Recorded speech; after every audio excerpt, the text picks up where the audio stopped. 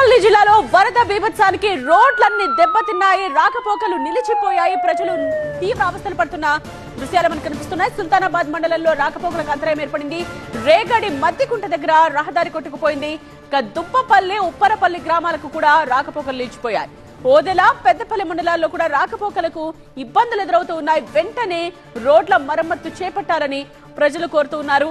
Right నా అక్కడ situation ని మనం చూడొచ్చు. పెద్దపల్లి జిల్లాలోని వరద బీభత్సానికి ఇవన్నీ రోడ్లన్నీ కూడా దెబ్బతిన్నాయి. సుల్తానాబాద్ మండలంలో అయితే రాకపోకలు నిలిచిపోయాయి.